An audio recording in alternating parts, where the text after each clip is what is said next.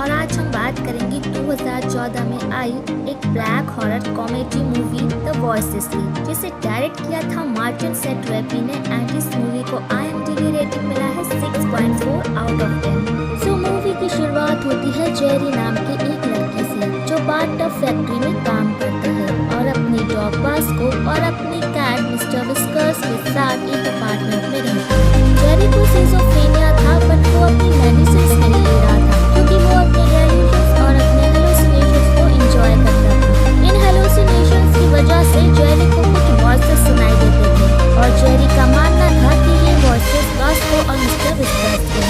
और वास्को को रिप्रेजेंट करता वॉइस अच्छी बातें बोलता था और मिस्टर विस्कर्स को रिप्रेजेंट करता वॉइस इविल बातें बोलता था और दोनों वॉइसेस एक्चुअली में जेरी के गुड और इविल साइड को दर्शाते हैं। फिर नेक्स्ट सीन में जेरी ऑफिस में एक फियोना नाम की लड़की को डेट पर चलने के लिए पूछता है बिकॉज जेरी को फियोना पर क्रश था। लेकिन डेट वाली रात फियोना अपने ऑफिस के फ्रेंड्स लीजा और एलिसन के साथ कैरियोके पार्टी में चली जाती है और जेरी बेचारा फियोना का वेट करते करते दुखी हो जाता है। पार्टी के बाद फियोना की कार स्टार्ट नहीं होती और रास्ते में फियोना को जेरी ड्राइव करते हुए मिलता है।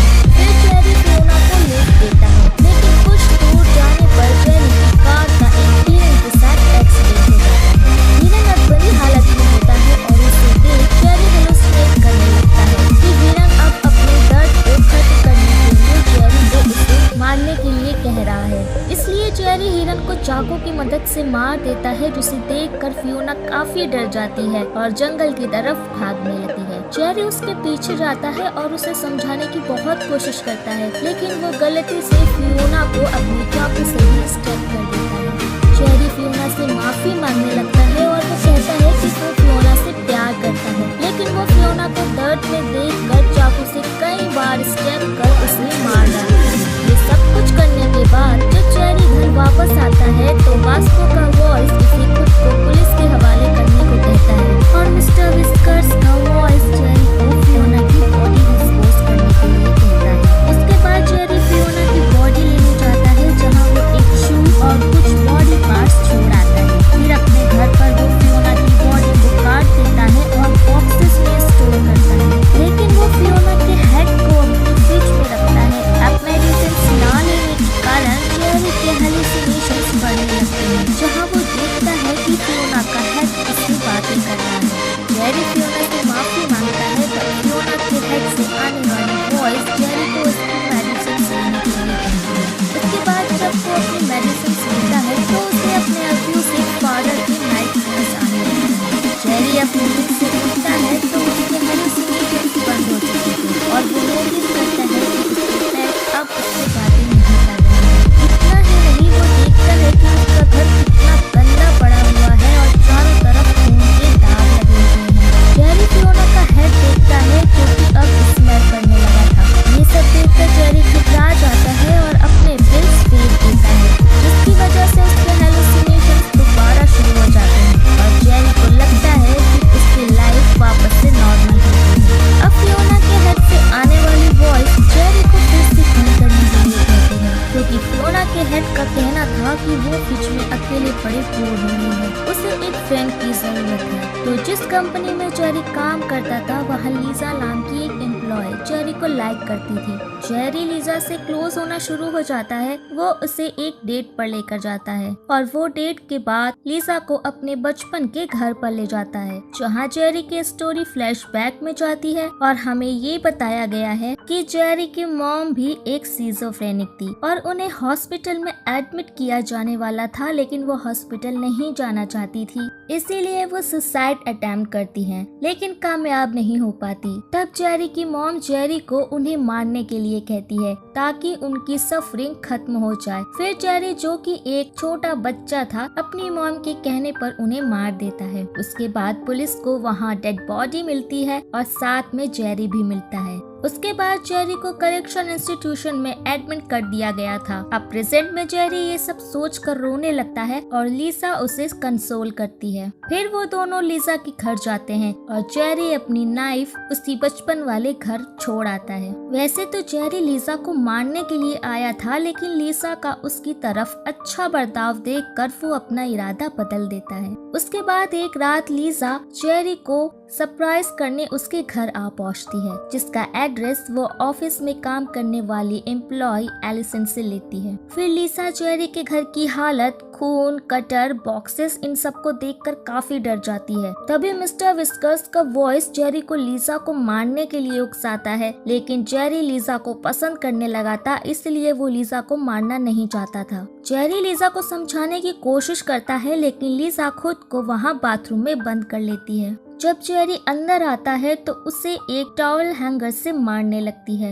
लीसा भागकर जेरी के रूम में छुप जाती है और जेरी उससे माफी मांगने की कोशिश करता है। पहले तो लीसा जेरी की माफी एक्सेप्ट कर लेती है, लेकिन फिर वहाँ से भागने की कोशिश करती है और जेरी लीसा को पकड़कर रूम की तरफ धकेल देता है, जिससे लीसा की गर्दन एक शेल्फ से टकराकर टूट जाती है। लीसा पेन में होती है और फिर धीरे धीरे उसकी मौत हो जाती है। लीसा की मौत के बाद जेरी उसकी बॉडी को काट कर उसके हेड को फियोना के हेड के साथ रख देता है। उसके बाद जेरी के ऑफिस में सभी लोग फियोना एंड लीसा को ढूंढने लगते हैं और इसीलिए एलिसन जेरी के घर आ पहुंचती है, क्योंकि लीसा ने जेरी के घर का एड्रेस एलिसन से ही लिया था। फिर जब एलिसन जेरी के घर आती है तो जेरी के हेलुसिनेशंस इतने बढ़ गए थे कि वो तुरंत ही एलिसन को मार कर उसका बेहेड अपने फ्रिज में रख लेता है। जेरी अब अपनी आदतों से खुद भी परेशान हो गया था, इसीलिए वो अपनी डॉक्टर वॉरेन से सब कुछ कन्फेस करता है। डॉक्टर वॉरेन ये सब सुनकर पुलिस को कॉल करने की कोशिश करती है, जिससे जेरी वॉरेन को बांध कर ले जाता है। फिर जेरी उनसे मदद मांगता है। डॉक्टर वॉरेन उसे काम करने की कोशिश करती हैं और उसे समझाती हैं, जिससे जेरी को कुछ अच्छा महसूस होने लगता है।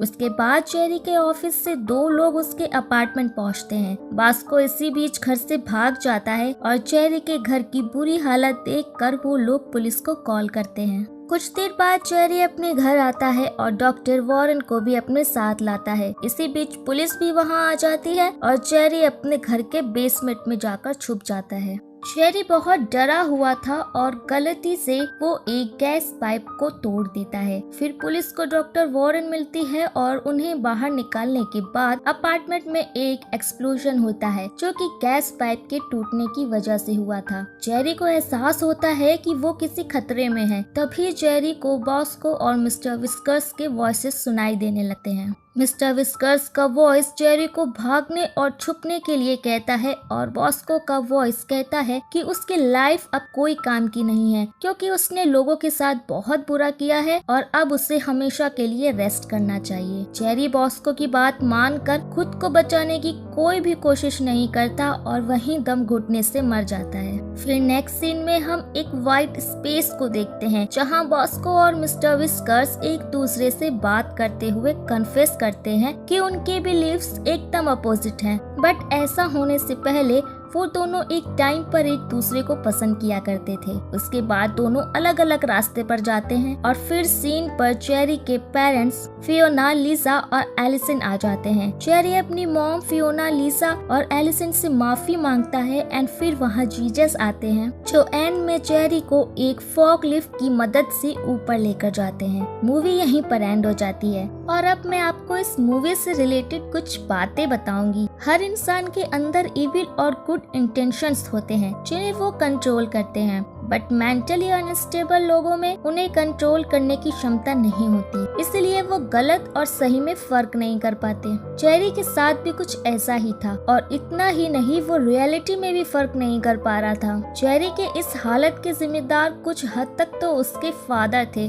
जेरी को बचपन में ही मेंटल इंस्टीट्यूशन में डाल दिया गया था और किसी भी बच्चे पर इसका बहुत ही बुरा प्रभाव पड़ सकता है। जेरी बचपन से अकेला था, जिसके पास अपनी फीलिंग्स शेयर करने के लिए कोई नहीं था। लास्ट में वो अपनी गलतियों के लिए सबसे माफी मांगता है। जेरी में अच्छाई थी, इसलिए जीसस उसे अपने साथ हेवन की ओर ले गए। डॉक्टर वॉरेन भी पुलिस से कह रही थी कि वो जेरी को हर्ट ना करे, क्योंकि वो बहुत बीमार है। इसीलिए हमें लोगों के साथ प्यार और पेशेंस के साथ बिहेव करना चाहिए। अगर जेरी के फादर उसके साथ अच्छे से पेश आए होते और उसे अकेला ना छोड़ते तो शायद वो मेंटल अनस्टेबल और क्रिमिनल ना बना होता। तो लिटरली मुझे ये मूवी काफी पसंद आई। आई होप आप सबको भी पसंद आई होगी, तो प्लीज कमेंट करके जरूर बताइएगा। एंड अब मिलते हैं नेक्स्ट वीडियो में, तब तक के लिए टाटा बाय बाय।